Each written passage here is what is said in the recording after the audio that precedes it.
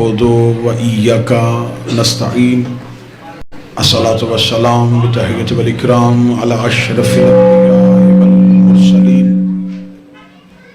وأولاده الطيبين الطاهرين المعصومين ولعن الله تعالى على أعدائهم أجمعين أما بعد فقد قال حق سبحانه تعالى في كتابه المجيد بسم الله الرحمن الرحيم إن الله وملائكته يصلون على النبي يا أيها الذين آمنوا صلوا عليه وسلموا تسليما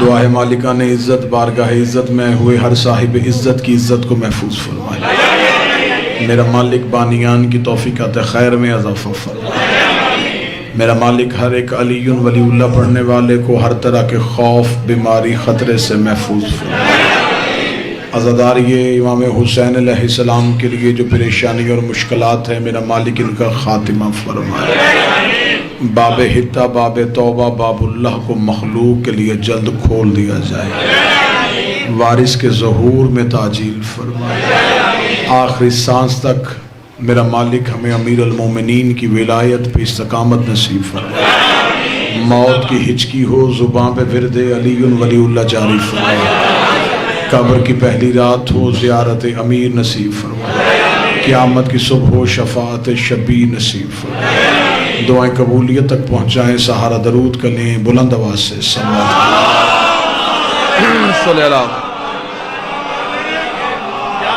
اجازت ہے ذکر شریف کیونکہ یہ مجلس مخصوص و منصوب ہے شہادت حضرت امیر المومنین کے حوالے سے میں نے آپ کے سامنے اللہ کے قرآن سے ایک شہر آفاق آیت پڑھی جو ہر مسلمان کو زبانی یاد ہے اسے آیہ درود بھی کہتے ہیں آیہ صلوات بھی کہتے ہیں جس میں خدا کہہ رہا ہے بے شک اللہ اور اس کے فرشتے درود پڑھتے ہیں نبی پر اے صاحبان ایمان صلو علیہ تم بھی درود پڑھو یہاں تک ترجمہ پڑھنے کے بعد مولوی خاموش ہو گیا جو حکم اللہ نے دیا تھا وہ بتایا نہیں گیا خدا نے صرف درود پڑھنے کا حکم نہیں دیا وسلموا تسلیما انہیں ایسے تسلیم کرو جیسے تسلیم کرنے کا حق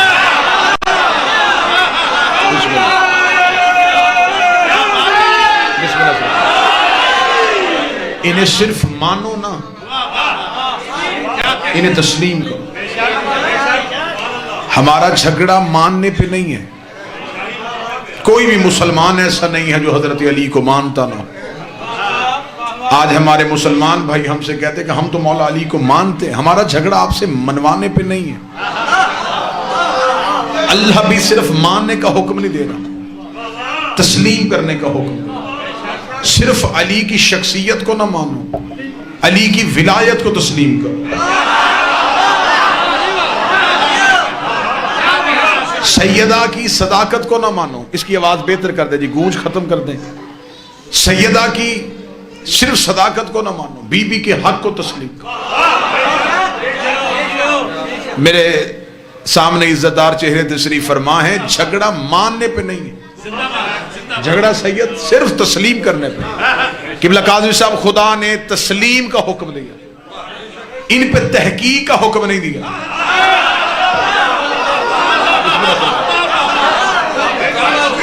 انہیں تسلیم کرنے کا حکم ہے ان پہ تحقیق کرنے کا حکم نہیں ہے تحقیق ہوتی ہے غیر معصوم کی بات میں تحقیق ہوتی ہے گناہگار کی بات میں تحقیق ہوتی ہے بشر کی بات میں جہاں آل محمد ہو وہاں تحقیق نہیں ہوتی وہاں صرف تسلیم ہوتا ہے تحقیق مجھ جیسے حقیر کی بات پہ ہو سکتی ہے 14 کی بات پہ تحقیق نہیں ہوتی آج سب سے بڑا ظلم یہ ہو رہا ہے جن پہ تحقیق ہونی چاہیے تھی انہیں تسلیم کیا جا رہا ہے نہیں آپ توجہ ہی نہیں فرما سکے سر بسم اللہ جن پہ تحقیق ہونی تھی انہیں تسلیم کیا جا رہا ہے جن کو تسلیم کرنا تھا ان کے فضائل پہ تحقیق کی جا رہی قرآن منزل تسلیم پہ تحقیق پہ نہیں نبی منزل تسلیم پہ ہے منزل تحقیق پہ نہیں امام منزل تسلیم پہ ہے منزل تحقیق پہ نہیں اللہ کو کسی نے نہیں دیکھا، تسلیم کرو، بغیر دیکھے تسلیم کرو۔ فرشتہ کسی نے نہیں دیکھا، یقین ہے تسلیم کی وجہ سے۔ جنت میں کوئی نہیں گیا، خواہش ہے تسلیم کی وجہ سے۔ جہنم جلتی ہوئی کسی نے نہیں دیکھی، خوف ہے تسلیم کی وجہ سے۔ یہ چیزیں نظر نہیں آئی تو مانی کیوں تھی؟ کہتے ہیں نبی نے کہا تھا، نبی کے کہنے پہ نہ دیکھی چیزیں مان لی ہیں، غدیر پہ دکھایا ہوا ہاتھ کیوں نہیں مان رہے؟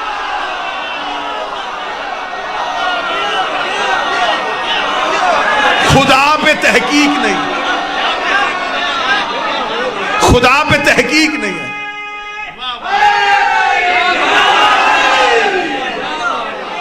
بتوجہ صاحب آنے سے، خدا پہ تحقیق نہیں، تسلیم ہے۔ نبی پہ تحقیق نہیں، تسلیم۔ مجھے آج تک کوئی بندہ بتایا جائے جس نے آ کے مولویوں نے کٹھے ہو کے کہا ہو آئیں قرآن کی آیتوں پہ تحقیق کریں۔ قبلہ قادر سے توجہ فرمائیں، قرآن سمجھ میں آئے پھر بھی مانو، ابو خیر صاحب نہ سمجھ میں پھر بھی مانو۔ اگر آپ کہیں کہ قرآن سی کون سی آیت ہے جو سمجھ میں نہیں آتی، ان گنت 20 آیتیں میں پڑھ دیتا ہوں جو عقل انسانی سے باہر ہے، لیکن سینہ قرآن میں ہونے کی وجہ سے تسلیم کی جا رہی۔ آدم بغیر ماں باپ کے دنیا پہ کیسے آیا؟ تحقیق نہیں کرنی، تسلیم کرنا۔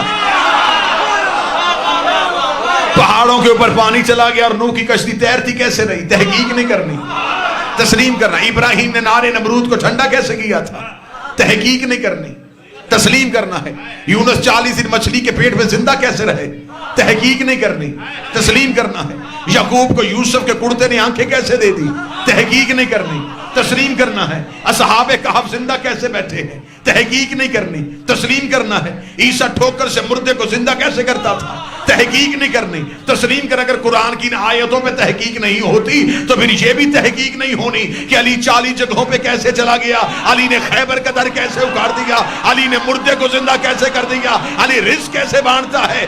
قرآن پہ تحقیق کرے وہ بھی کافر ہے، جو علی کے فضائل پہ تحقیق کرے وہ بھی کافر ہے۔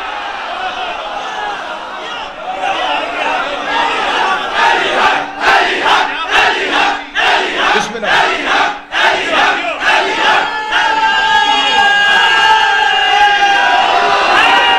قرآن سمجھ میں آئے پھر بھی مانو، نہ سمجھ میں آئے پھر بھی مانو۔ فضائل علی اگر نہیں سمجھ میں آ رہا ہے، تحقیق کا حکم تو پھر بھی نہیں۔ ہم کون ہوتے ہیں اختیارات علی کو جانچنے والے؟ آج تک امیر المومنین کی زبان سے ظاہری طور پہ دنیا چھوڑ کے جاتے ہوئے آخری جملہ عقل انسانی پہ چھایا ہوا ہے، فوزتو بے رب الکعبہ، رب کعبہ کی قسم علی کامیاب ہو۔ مولا آپ ہجرت کے بستر پہ سو کے نبوت بچائی، اٹھ کے نہیں کہا کہ آج کامیاب ہو گیا۔ آپ نے خیبر کا دروازہ ہوا میں اٹھا، آپ نے نہیں کہا کہ میں کامیاب ہوں۔ آپ کو خندق میں کل ایمان کی سند ملی، آپ نے نہیں کہا کہ میں کامیاب ہوں۔ خم غدیر پہ آپ کی ولایت کا اعلان ہوا، آپ نے نہیں کہا کہ میں کامیاب ہو گیا۔ میرے مالک پوری زندگی میں یہ جملہ زبان سے نہیں نکلا، آج 19 رمضان کی صبح آپ کی زبان سے یہ جملہ کیوں نکلا کہ رب کعبہ کی قسم علی کامیاب ہو گیا؟ میرے سامنے اہل علم چہرے تشریف فرما ہے، 80 جنگوں میں میرے بادشاہ علی گئے، کسی میدان جنگ میں علی کو شہادت نہیں ملی۔ امیر المومنین نے مسلح کا انتخاب کیوں کیا؟ علی میدان جنگ میں شہید ہو جاتے تو قیامت تک کے لیے مورخ کہہ دیتا دین بچاتے ہوئے جیسے باقی شہید ہوئے تھے۔ علی کو بھی شہادت ملی، علی نے مسلح کا انتخاب کیا، امیر المومنین نے مسلح کو چنا۔ مسلح کس لیے چنا تھا؟ اگر بات آپ تک پہنچ گئی تو دلوں سے دعا لینا چاہتا ہوں۔ امیر المومنین کی نگاہیں حال کے آئینے میں مستقبل کے ہر ایک مورخ کو دیکھ رہی تھی۔ مولا جانتے تھے کہ کل کو دنیا میں کچھ ایسے لوگ بھی پیدا ہوں گے جو کہیں گے کہ علی اللہ ہے، جو کہیں گے علی خدا ہے۔ علی نے 19 رمضان کی صبح سر سجدے میں رکھا، سجدے میں سر رکھا تھا، قاتل نے علی کے سر پہ ضرب لگائی۔ علی نے فرمایا اب جب بھی میری شہادت پڑھی جائے گی ہر کوئی کہے گا علی سجدے میں تھا، علی سجدے میں تھا، علی سجدے میں تھا، علی سجدے میں تھا، میں نے سجدہ کر کے اسے بچا لیا، علی کامیاب ہو گیا۔ بسم اللہ۔ جس کا سجدہ توحید کو بچا لے،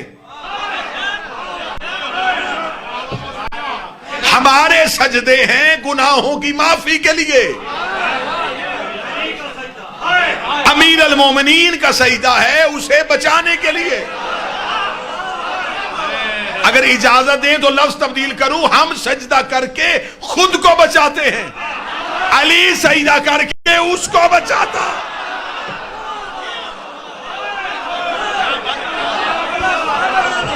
امیر المومنین کے سجدے میں توحید کی بقا۔ علی کی زبان سے یہ نکلنا چاہیے تھا، فزت برب الکعبہ، رب کعبہ کی قسم علی کامیاب ہو گیا۔ آج ٹیلی ویژن کی رمضان ٹرانسمیشن پہ بیٹھ کے اگر چند منافقین ہمارے کسی بزرگ عالم دین پہ اس بات پہ اصرار کرتے کہ آپ فلاں کو کیوں نہیں مانتے، تو حضور بزرگوں کو زحمت کیوں دیتے ہیں؟ ہم حسین کے ماتمی حاضر ہیں، آپ ہم سے پوچھئے کہ ہم کیوں نہیں مانتے، پھر ہم آپ سے پوچھیں گے کہ آپ حضرت ابو ذر غفاری کے قاتل کیوں مانتے ہیں؟ محمد بن ابی بکر کا قاتل کون تھا؟ بی بی عائشہ کو زندہ گڑھے میں پھینکنے والا کون تھا؟ رسول کو کاغذ قلم سے انکار کرنے والا کون تھا؟ رسول کو تنہا چھوڑ کے جانے والا کون تھا؟ سیدہ کے دروازے پہ آگ لانے والا کون تھا؟ حسن کے جنازے پہ تیر برسانے والا کون تھا؟ یزید کی بیعت کرنے والا کون تھا؟ ہم غریب ہیں لیکن ہم سے یہ نہیں ہوتا، قاتل بھی رضی اللہ، مقتول بھی رضی اللہ۔ جو مدینے سے نکالے اسے بھی رضی اللہ کہا جائے۔ ہم امیر المومنین متوجہ صاحب، ہم ذکر امیر المومنین پہ کسی ذکر کو ترجیح دیتے ہی نہیں۔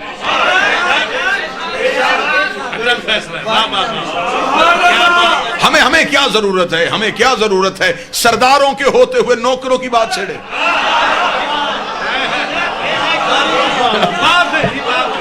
میرے اہل سنت بھائی تشریف فرما ہے، نفرتیں نہیں محبتیں پھیلانے کے لیے پیغام دے۔ میرے اہل سنت بھائیوں کے بعد 10 صحابہ کرام کے نام ایسے ہیں جنہیں وہ عشرہ مبشرہ کہتے ہیں۔ عشرہ مبشرہ کون ہے؟ وہ کہتے ہیں کہ وہ 10 صحابی ہیں جنہیں نبی نے زندگی میں جانے میں جنت کی بشارت دی کہ تم جنت میں جاؤ گے۔ تو آپ کے پاس صرف 10 ہیں جنہیں بشارت ملی ہے۔ اب میرا خیال ہے کہ لفظ کہنے کے بعد مجھے چہروں کی زیارت کرنے کا لفظ کہاں تک وہاں۔ آپ کے پاس صرف 10 ہیں جنہیں بشارت ملی ہے۔ میرے سامنے یہ جتنے بیٹھے ہیں انہیں نبی نے جنت میں جانے کی ضمانت دی ہے۔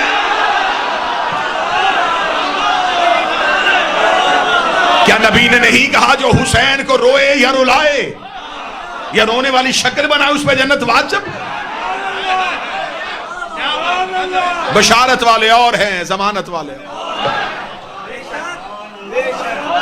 برادران ایمانی، اگر اللہ تک پہنچنا چاہتے ہو تو اللہ تک سوائے آل محمد کے کوئی نہیں پہنچا سکتا۔ ان کے علاوہ تو کسی نے اللہ کو دیکھا ہی نہیں۔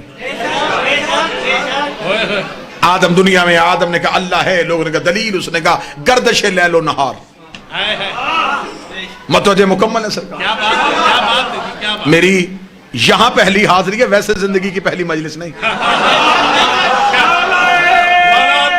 بسم اللہ سرکار،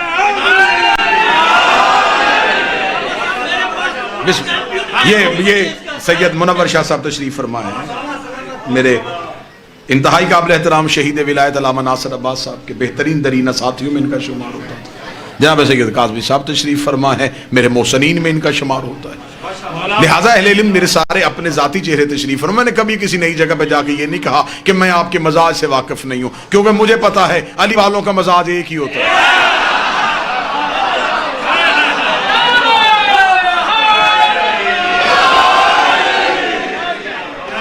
ان کے سوا مجھے کوئی ایسا دکھا جو ہمیں اللہ سے ملا ہے۔ حضرت آدم دنیا میں اللہ ہے، لوگوں نے کہا دلیل، کہنے کہ سورج کا نکلنا اور وقت پہ غروب ہونا، یہ ہوایوں کا چلنا، یہ دریا کا، یہ ساری دلیلیں ہیں کہ یہ سب کچھ میرا اللہ کر رہا ہے۔ یعنی کہ حضرت آدم نے بھی اللہ منوایا تو نشانیوں سے۔ میں ٹھیک کہہ رہا ہوں؟ حضرت نوح آئے، لوگوں سے کہا اللہ ہے، لوگوں نے کہا دلیل۔ جناب نوح نے کہا کہ تنور سے پانی نکلے گا، جو میری کشتی میں بیٹھے گا وہ بچے گا۔ یہ اس بات کی دلیل ہے کہ میرا اللہ ایسا ہے جو اتنے پانی میں میری کشتی کو تیرتا ہوا رکھے۔ نشانی سے اللہ منوایا۔ حضرت ابراہیم اللہ ہے، لوگوں کا دلیل، فرمایا نار نمرود کا گلزار ہونا۔ حضرت موسیٰ نے کہا اللہ ہے، لوگوں کا دلیل، فرمایا کوہ طور۔ حضرت عیسیٰ نے کہا اللہ ہے، لوگوں کا دلیل، فرمایا ید بیضا۔ ہر ایک نبی نے دلیلوں سے بتایا کہ اللہ ہے۔ کوفے کے منبر پہ علی بیٹھے دلیل، فرمایا اللہ ہے۔ ایک یہودی کا دلیل، فرمایا ہم۔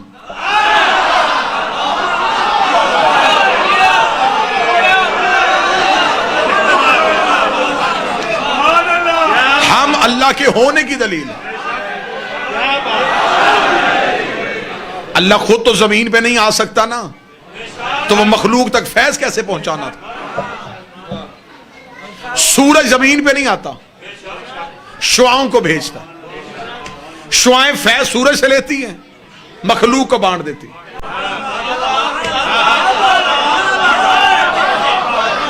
شعائیں سورج نہیں، سورج کا اثر ہے۔ 14 اللہ نہیں،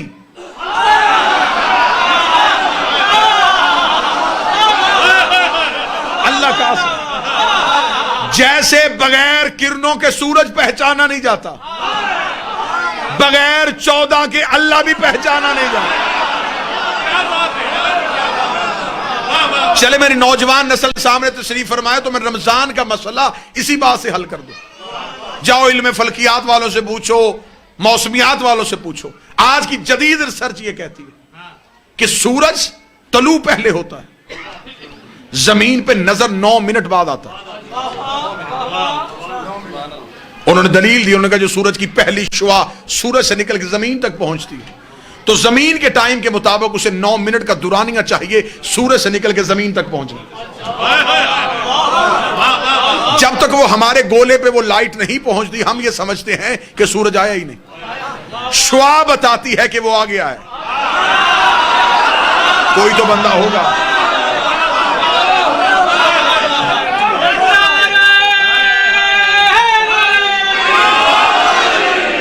یقیناً میں ممبر پہ جھوٹ نہیں، میں سمجھ رہا تھا مضافات ہے، مجھے عوامی سطح پہ بات کرنی ہے۔ میرے ان 2 عزت والے سادات نے مجھے بتایا کہ اسے عمومی سطح نہ سمجھیے گا، یہ مخصوص لوگ ہیں جنہوں نے قدیمی علماء کو سماعت کیا ہوا، لہذا آپ کی سماعتوں کے اس معیار کو سمجھتے ہوئے میں نے گفتگو اس سطح پہ کی۔ انہوں نے کہا سورج سے نکلتی ہر 9 منٹ بعد آتی ہے۔ 9 منٹ تک دنیا میں اندھیرا رہتا ہے کیونکہ شعاع نہیں پہنچی۔ شعاع سورج کی دلیل ہے، دلیل ہی کو عربی میں حجت کہتے ہیں۔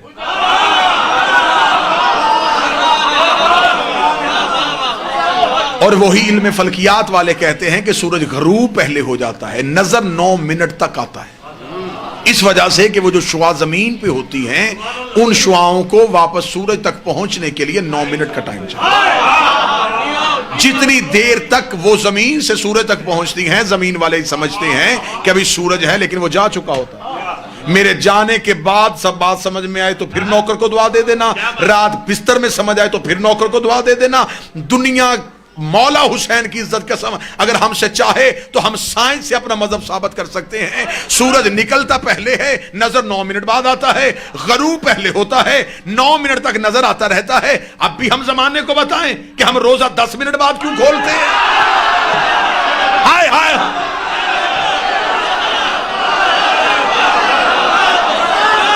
ہمارے سحر و رفتار کا تعلق شعاؤں سے نہیں،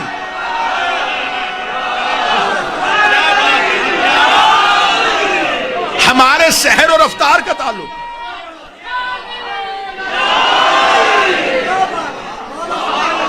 ہمارے سحر و رفتار کا تعلق شعاؤں سے نہیں، سورج سے۔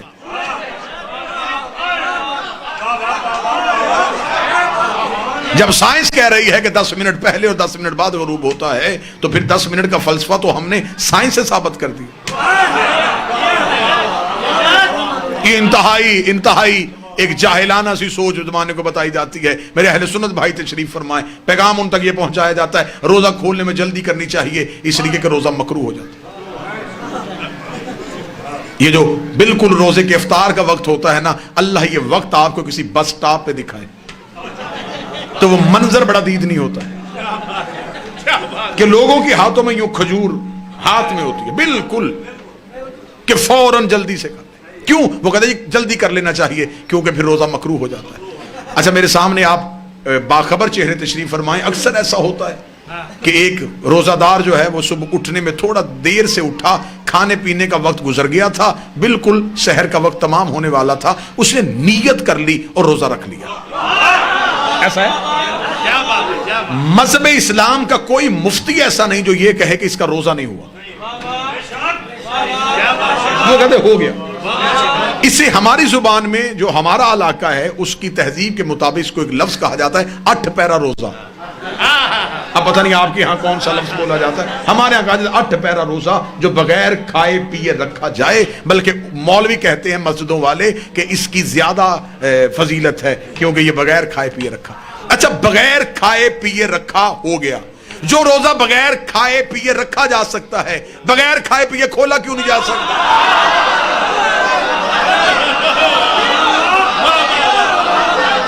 روزے کا تو اپنا وقت ہے, اس نے یہ نہیں دیکھنا کہ آپ نے کھجور کھائی ہے کہ نہیں کھائی. آپ فجر پڑھیں یا نہ پڑھیں, جب فجر کا وقت گزر جائے گا تو وہ گزر گیا. عبادات جو ہوتی ہیں یہ انسان کی محتاج نہیں ہوتی, انسان عبادات کا محتاج. لیکن یہ ساری منفی سوچیں اس لیے آئیں کہ جب دین وارثوں سے چھوڑ کے اپنے جیسوں سے لوگ تو پھر یہی حالت ہو. لہذا جو بات میں آپ تک پہنچا رہا تھا, بغیر ان کے اللہ سمجھ میں نہیں آ سکتا. یہ رمضان کا مہینہ وہ ہے جس میں گناہگار بھی اللہ کے قریب ہونے کی کوشش کرتے ہیں. کیا کہا جاتا ہے اس میں سیکھے صاحب کہ نیت کی جاتی ہے کہ 2 رکعت نماز فجر پڑھتا ہوں قربتاً اللہ, روزہ رکھتا ہوں قربتاً اللہ. ہمارے ہاں اصل میں مسئلہ زیادہ یہ ہے کہ اکثر چیزیں جو ہیں ان کا تعلق جب عربی زبان سے آ جاتا ہے تو ہم اس سے بے خبر ہو جاتے ہیں. مثلا نیت کی عبادت کی قربتاً اللہ, نماز پڑھتا ہوں قربتاً, یہ قربتاً اللہ کیا ہے؟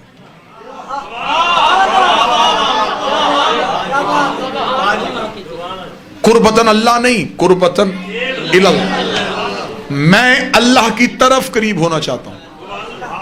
اب آپ نے میری سوچوں سے زیادہ داد دے دی, یہ جملہ آپ سمجھیے گا اور اسی پہ نتیجہ دے دوں. انسان نیت کرتا ہے کہ میں اللہ کی طرف قریب ہونا چاہتا ہوں, اللہ کے قریب نہیں, اللہ کی طرف قریب. جس شے کے آپ نے قریب ہونا ہو اس شے کا کسی ایک جگہ پہ محدود ہونا ضروری ہے.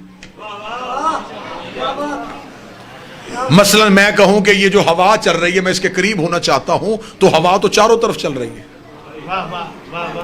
میں کدھر قریب ہوں؟ میں پانی میں تیر کے کہوں کہ میں پانی کے قریب ہونا چاہتا ہوں تو کیسے ہوں گا جب میں ہوں ہی پانی میں. جب ہر جگہ اللہ ہی ہے تو پھر آپ کس کے قریب ہو رہے ہیں؟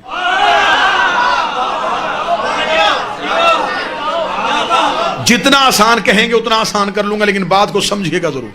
نیت ہے قربتاً اللہ, اللہ کی طرف قریب ہونا چاہتا ہوں. میں مجمع سے کہوں تھوڑا تھوڑا ممبر کے قریب ہو جائے, اس کا مطلب ممبر یہاں ہے. آپ ادھر سے ادھر کی طرف آئے, ادھر قریب ہو رہے, اس کا مطلب ممبر ادھر ہے ادھر نہیں. اگر ہم اللہ کے قریب ہو رہے ہیں تو اللہ کو ایک جگہ پہ ماننا پڑے گا. جدھر ہم جا رہے ہیں ادھر اللہ ہے, جدھر سے ہم جا رہے ہیں ادھر اللہ نہیں. تو جو ادھر ہو اور ادھر ہو وہ اللہ ہوتا ہی نہیں.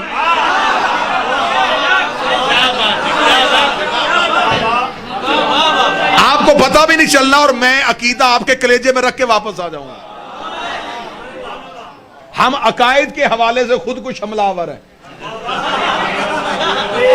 کہ پتہ بھی نہیں چلتا, اور اس وقت پتہ چلتا ہے کہ جب ہم اس کے بالکل قریب بلاسٹ ہو جاتے کہ عقیدہ اس کے اندر اب صلاحیت کر گیا.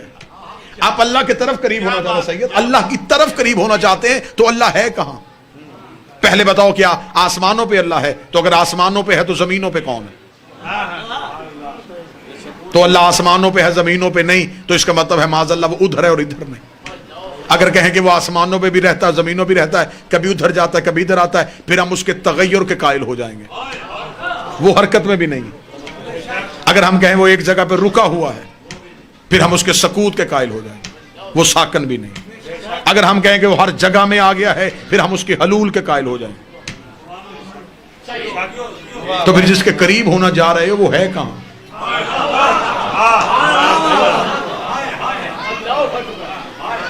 چلے میں اس کی مثال دے دیتا ہوں. میں نے سمجھا کہ میں احمد پور جاؤں گا. میرا ایک پرانا دور گزرا ہے. ہم نے بہت پہلے 8-9 سال پہلے منور شاہ جی صاحب فیصل آباد میں انہوں نے میرے شہر میں کچرا پڑا تھا. میں کہوں جی میں منور شاہ صاحب سے ملوں گا, میں علی کاظمی صاحب سے ملوں گا, میں شہباز صاحب سے ملوں گا. میں ان کے گھروں کے ایڈریس نہیں جانتا تھا. جب میں احمد پور پہنچا تو مجھے اب یہ نہیں پتا کہ یہ کہاں رہتے ہیں. میں نے کہا جی میں نے ان سے ملنا چاہتا ہوں, وہ کہاں رہتے ہیں؟ کسی نے بتایا کہ اگر آپ ان سے ملنا چاہتے اگر ان کا ایڈریس نہیں پتا تو ان کے کسی قریبی سے پوچھ لیں.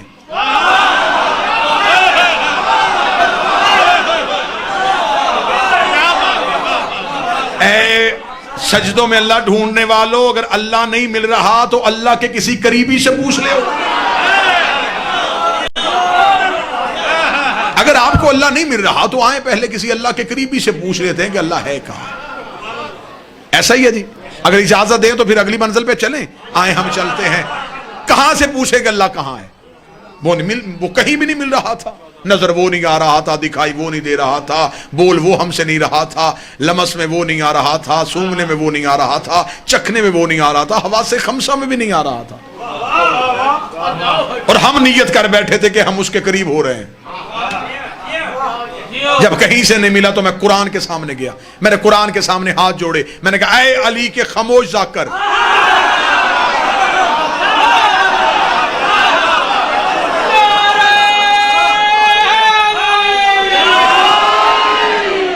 انتہائی روحانی ماحول بن گیا مجلس کا. اے علی کے خاموش ذاکر, میں اللہ کے قریب ہونے گیا, اللہ مل نہیں رہا, تو مجھے کوئی اللہ کے قریب بھی بتا دے.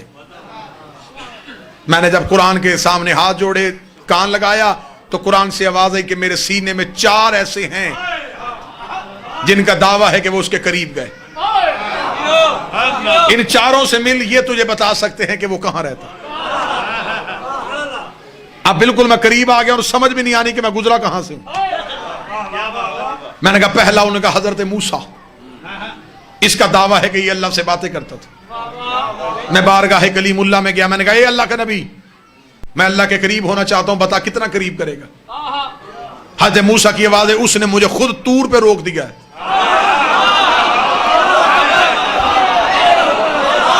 تمنا یہی تھی, لیکن کوہ طور پہ کھڑا. کوہ طور سے آگے تو میں گیا ہی نہیں.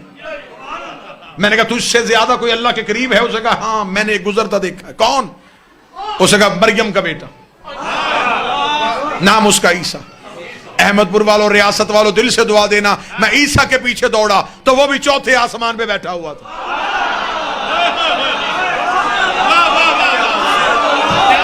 میں نے کہا اے حضرت عیسیٰ, اے بطول زادہ, تو اللہ کے قریب ہونے گیا تھا. اس نے کہا 4تھے پہ پہنچا. اس نے کہا تو بھی انتظار کر, میں بھی انتظار کر رہا ہوں. میں نے کہا موسیٰ طور پہ کھڑا ہے, تو 4تھے آسمان پہ کھڑا ہے, تجھ سے بھی کوئی آگے گیا؟ اس نے کہا ایک فرشتے کو گزرتے دیکھتا ہوں جس کے پاس وحی ہوتی ہے اور جسے جبریل امین کہتے ہیں.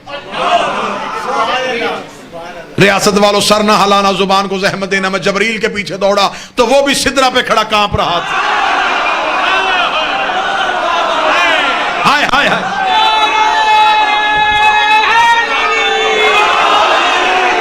لے سیداد, آپ ذرا مجمع کی طرف دھیان کرنا, کہاں کہاں چہرے کا رنگ اترا ہے, کہاں سے دعا نکلے گی, کہاں سے دھواں نکلے گا, یہ مجھے اندازہ ممبر سے بیٹھ کے کر لینا ہے. موسیٰ طور پہ کھڑا تھا, عیسیٰ 4تھے آسمان پہ کھڑا تھا, جبریل سدرہ پہ کھڑا تھا. میں نے کہا اے جبریل امین, تجھ سے بھی کوئی آگے گیا ہے؟ جبریل نے کہا میں سدرہ پہ رک گیا اور محمد جوتی پہن کے چلا گیا ہے.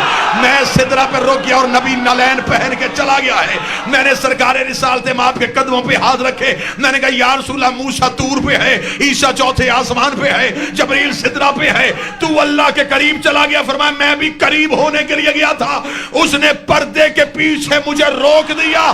جب پردہ اٹھا تو اندر سے ہاتھ علی کا.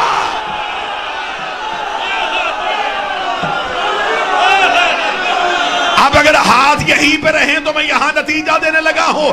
اگر مصطفیٰ بھی اللہ کے قریب جائے تو وہاں بھی علی کی قربت کو پاتا ہے. اب تم نے نیت کی تھی میں اللہ کے قریب ہو رہا ہوں, قریب علی کے بغیر ہو نہیں سکتا. باقی جگہوں میں سے علی بعد میں نکالنا، پہلے نیت میں سے نکال کے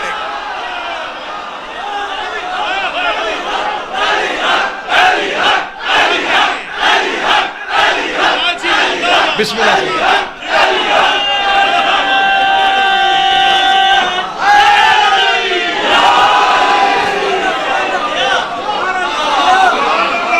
قربت الہی کا نام ہے علی.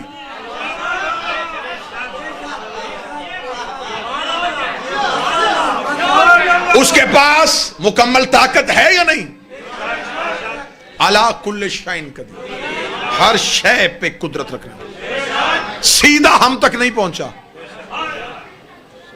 ہم تک سیدھا اللہ آیا ہی نہیں، انہوں نے بتایا کہ ہے.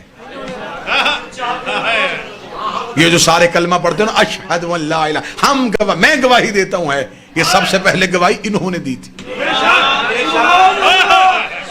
انہوں نے کہا ہے، ہم نے کہا ہے. ان کی ہے کا نام توحید ہے. انہوں نے کہا ہے، ہم نے کہا، ہم نے تو اللہ نہیں دیکھا. انہوں نے بتایا کہ اللہ ہے، ہم نے ان کی زبان پہ یقین رکھا، اس یقین کو ایمان کہتے ہیں، تسلیم کیا، اس تسلیم کو اسلام کہتے ہیں. انہوں نے کہا اللہ ہے، ہم نے مان لیا. تو وہ اللہ سیدھا نہیں آیا، ان کے ذریعے سے. قرآن بھی ہمارے دلوں پہ نہیں بھیجا، فرشتہ بھی ہم تک نہیں بھیجا، ان کے پاس. جنت کی سرداری بھی ہمیں نہیں دی، جہنم سے بچانے کا اختیار بھی ہمیں نہیں دیا، انہیں دیا. یہ بھی میرے بدے ہاتھ ہے، فیصلہ گھر جا کے کرنا. جو اللہ ساری طاقت ہونے کے باوجود ان کے بغیر ہم تک نہیں آتا، تو ہماری عبادت ان کے بغیر قبول کیسے کرے؟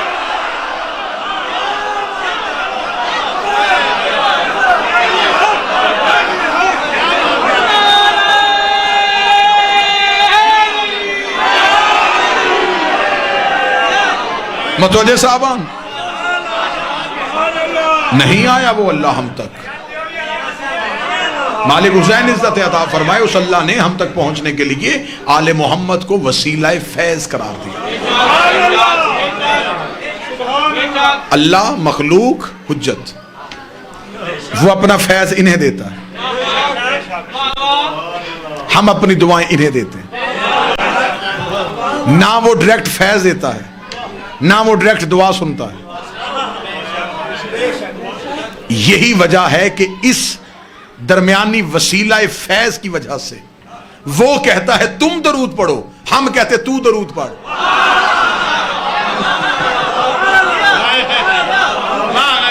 نہیں، آپ بات نہیں سمجھے، خواص نے سمجھی ہے، عوام نہ سمجھ سکی. میں پھر قریب کرتا ہوں.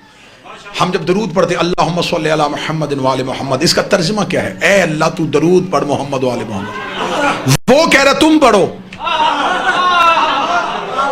ہم کہہ رہے ہیں تو پڑھ. وہ ہمیں حکم دے رہا ہے، ہم اسے کہہ رہے ہیں، تو پھر درود ہے کیا؟ درمیان میں یہ فیض ہے. وہ بھی کہتا ہے ان سے مانگو، ہم بھی کہتے ہیں ان کے وسیلے سے. درمیان سے وسیلہ نکال دیا جائے تو درود تو مکمل ہی نہیں ہوتا.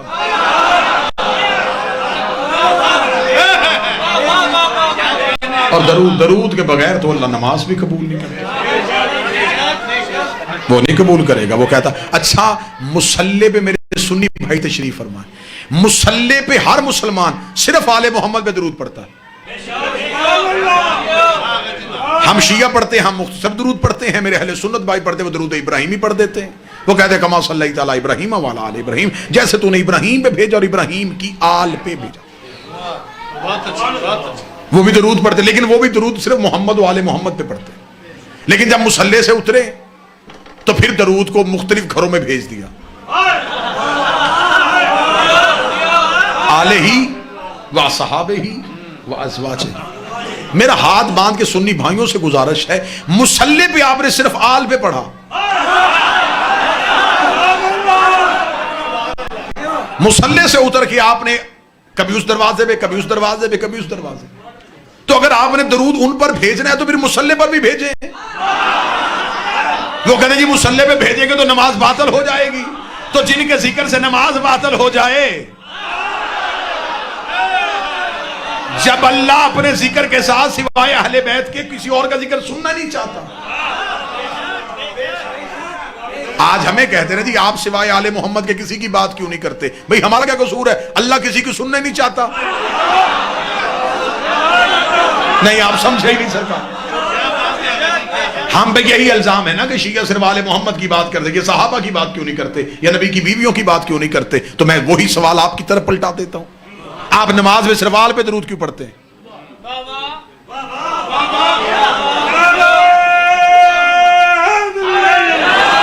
کیونکہ اللہ اپنے ذکر میں سوائے آل محمد کے علاوہ کسی اور ذکر کو برداشت نہیں کرتا. اللہم صلی علی محمد و آل محمد. اب یہ میرے نوجوان بچے جو جن کا تعلق کالجز یونیورسٹیز کے ساتھ ہے، جب ان کا دور آیا، کیونکہ اب اردو عربی دونوں ختم ہو گئی تو اب ان کی کتابیں انگلش میں آ گئی، تو اب درود کو بھی اور مختصر کر دیا گیا. پیس بی اپون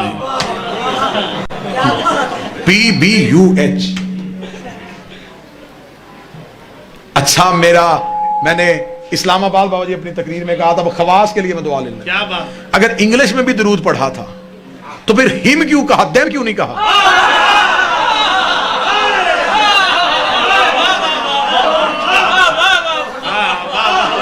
پھر تو پورے قبیلے میں بھیجنا تھا نا. یہ ہیں وہ مخصوص لوگ جنہوں نے اللہ کی پہچان کروائی. آج اگر آپ نماز قبول کروانا چاہتے ہیں تو ان کے بغیر قبول نہیں ہو سکتی. رسالت مآب کی بارگاہ میں ایک صحابی آیا، قبلہ بخاری صاحب، اس نے آ کے کہا یا رسول اللہ نیکیاں کتنی اور گناہ کتنے، حسنات کتنی اور سیئات کتنی؟ وہ سمجھ رہا تھا کہ نبی ایک ایک چیز لکھوائیں گے. نبی کہیں گے نماز نیکی ہے، جھوٹ گناہ ہے، روزہ نیکی ہے، چوری گناہ ہے، زکوٰۃ نیکی ہے، مال کھانا حرام. اسے کہا نبی لمبی فہرست بتائیں گے. نبی نے فرمایا نیکی بھی ایک ہے، گناہ بھی ایک ہے. صدا سے دعا لینے لگا، نیکی بھی ایک ہے، گناہ بھی ایک ہے. اسے کہا یا رسول اللہ میں نیکیاں پوچھ رہا ہوں. فرمایا میں بھی بتا رہا ہوں نیکی بھی ایک ہے، گناہ بھی ایک ہے. سنی کتاب سے نہ دکھاؤں تو آپ کا نہیں 14 کا مجرم. اس نے کہا نیکی کون سی اور گناہ کون سا ہے؟ فرمایا حب علی سے بڑی نیکی کوئی نہیں ہے، بغض علی سے بڑا گناہ کوئی نہیں. حب علی وہ نیکی ہے جس کی وجہ سے نیکیاں بھی نیکیوں میں شمار ہوتی ہیں. بغض علی وہ گناہ ہے جس کی وجہ سے نیکیاں بھی گناہ میں بدل جاتی ہیں. اگر مجمع ساتھ دے، بندہ دل میں بغض علی رکھ کے مصلی پہ آئے، بندہ نماز پڑھتا ہے، فرشتے اعمال میں جھوٹ لکھ لیتے ہیں.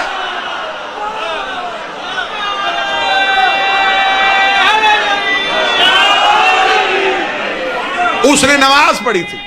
ذاکر صاحب کا اس کے لیے نہیں پہنچ گیا.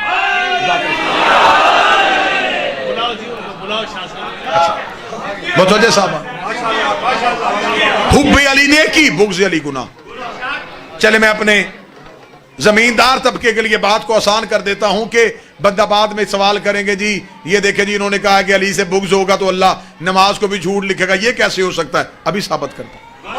کسی برتن میں نجاست کا ایک قطرہ ڈال دو، اس کے بعد پاک چیزیں بھی ڈال دی جاؤ، نجس ہو جائیں. بغض علی ہے نجاست.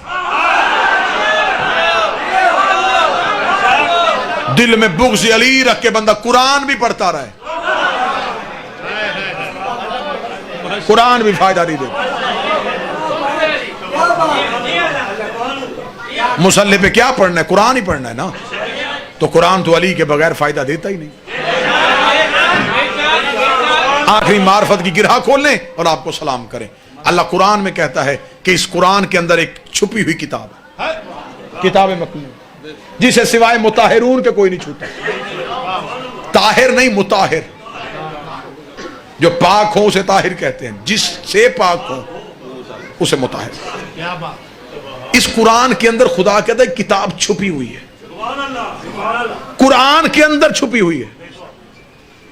آج تک مفسرین گونگے ہیں کہ قرآن میں کون سی کتاب ہے جو چھپی ہے. دو صحابی مسجد نبوی میں بیٹھے آپس میں کہہ رہے تھے یہ قرآن کے اندر کون سی کتاب چھپی، یا قریب سے سلمان محمدی گزرے. ایک صحابی نے دوسرے سے کہا اس سے پوچھو یہ علی کا شاگرد ہے. سلمان محمدی کو بلایا گیا، اس صحابی نے کہا سلمان قرآن کے اندر کی کتاب چھپی ہوئی ہے، تو جانتا وہ کتاب کون سی ہے؟ سلمان مسکرا کے کہتے بتاؤں یا دکھاؤں؟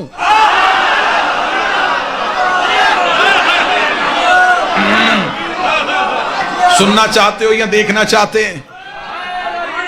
اس کا بڑی اچھی بات ہوگی اگر تو دکھا دے۔ ان کے ذہن میں یہ تھا کہ ابھی سلمان قرآن اٹھائے گا اور قرآن اٹھا کے کسی آیت پہ انگلی رکھ کے کہے گا یہ وہ آیت ہے جسے اللہ نے کتاب کہا ہے، یہ وہ سورت ہے جسے اللہ نے کتاب کہا ہے۔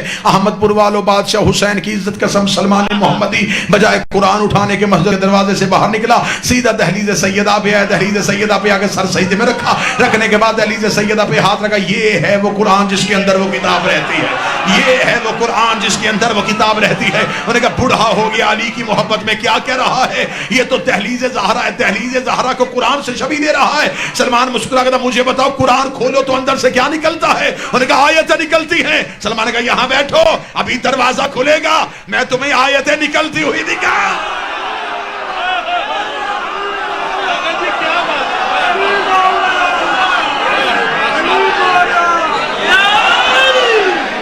تم نے صرف لفظوں والا قرآن پڑھا یا رسول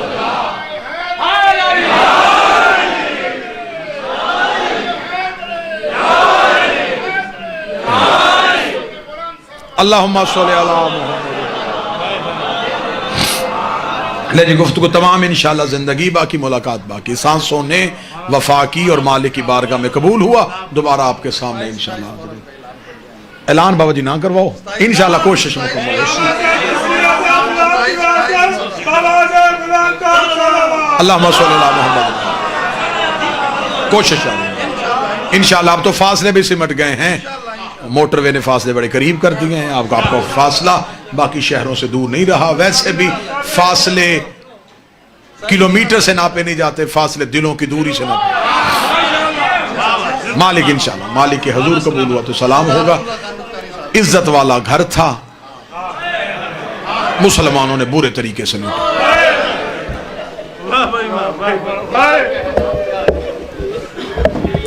دعا حاصل ہو گئی، آنے کا مقصد پورا ہو گیا، جو پیغام دل میں تھا وہ احباب کے ذہنوں تک پہنچ گیا۔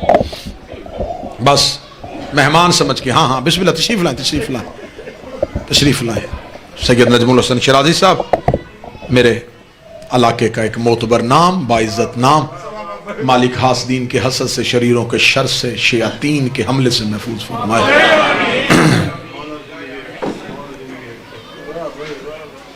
کوشش یہ ہے کہ بس اب دو آنسو آنکھوں میں آئیں۔ اگر میں نے حق کے مودت ادا کیا جو آپ کے سامنے میں نے تذکرہ آل اطہار کیا، تو اگر آپ اس کی کوئی نہ کوئی کی مجھے قیمت دینا چاہیں تو وہ قیمت داد کی صورت میں نہیں، منت صرف اتنی ہے کہ کبھی بھی زندگی میں علی کی ولایت کو نہ چھوڑو۔ بسم اللہ باجی، بسم اللہ، آؤ آؤ، بسم اللہ، آؤ بسم اللہ۔ علی کی ولایت کو نہ چھوڑنا، حسین کی عزا کو نہ بھولنا، اور بطول کے حق کو نہ بھولنا۔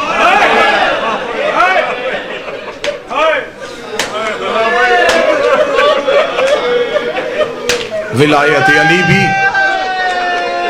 بڑی قیمت دینے کے بعد بچی ہے۔ اس علی ولی اللہ کے لیے ہمارے پاس صرف لفظ ہیں، علی کی بیٹیوں کے سر کا لہو ہے۔ آج نوجوان بچے مجلسوں میں آ کے ہم سے سوال کرتے ہیں کہ جی بتائیں، ہم سے لوگ پوچھتے ہیں علی ولی اللہ کہاں لکھا ہے؟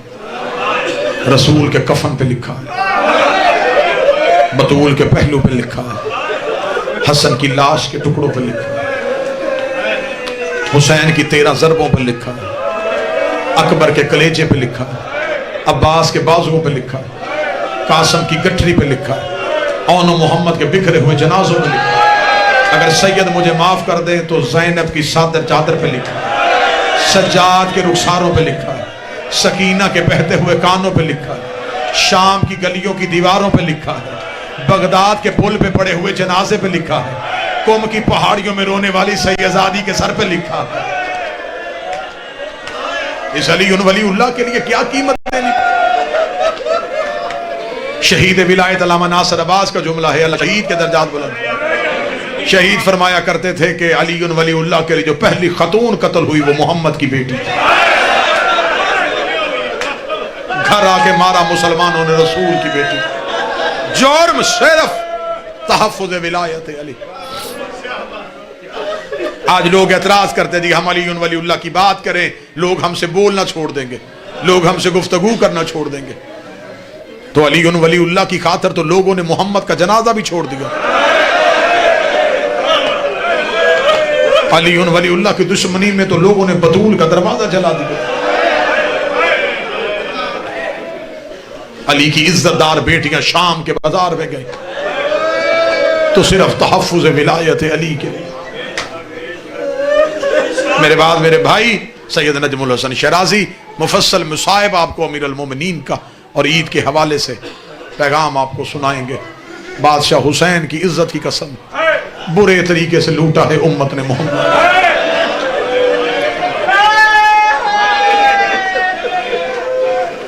یہ وہ دن ہوتے ہیں جن دنوں میں بہنوں کو پے کے گھروں کی طرف نظریں ہوتی. کسی کا باپ آ رہا ہے, کسی کا بھائی آ رہا ہے, ریڑی لگانے والا بھائی, بھٹے پہ مزدوری کرنے والا بھائی, بہن کے سر پہ پیار دینے کے بعد عید کے کوئی پیسے بہن کے ہاتھ پہ دینا, بھائی کا سر چوم کے کہہ دیا تو آ گیا میری ہو گئی, بس مجھ سے ملنے آ جایا کر. مجھے اسی بات پہ تسلی ہے کہ میرا پیک کا دروازہ بند نہیں ہوا. اب اگر ماتم کی تیاری کر سکو تو کرنا. 40 ہجری 21 رمضان علی کی آنکھیں بند ہوئی. 9 دن کے بعد کوفے میں عید آ گئی. حسن آ گئے عالیہ کے گھر. حسن نے عالیہ کے سر پہ پیار دے کے کہا زینب آج بھائی بن کے نہیں بابا بن کے آئے ہو. علی کی بیٹی مجھ سے کچھ باپ بن کے مانگنا چاہتی ہے تو مجھ سے مانگ. رو کے کہتی ہے حسن اگر کچھ مانگو مجھے دے گا. حسن رو کے فرماتے جو مانگے گی میں تو دوں گا. پھر رو کے کہتی پھر میری ایک منت ہے, ایک بار غازی سے کہے میرے بابے علی کے کپڑے پہن کے مجھے میرے گھر میں چل کے دکھائے, کیونکہ جب غازی چلتا ہے تو بابا علی.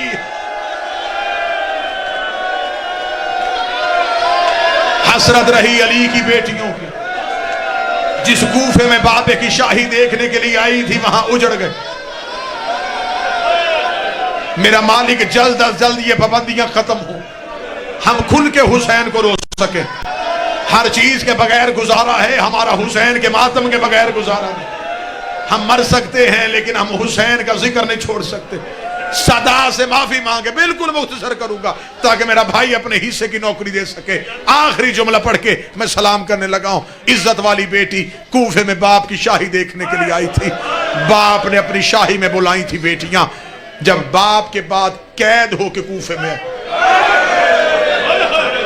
اب بعد وقت میرا بھائی پڑھے گا, اجڑے ہوئے وقت کی ایک کہانی سنو اور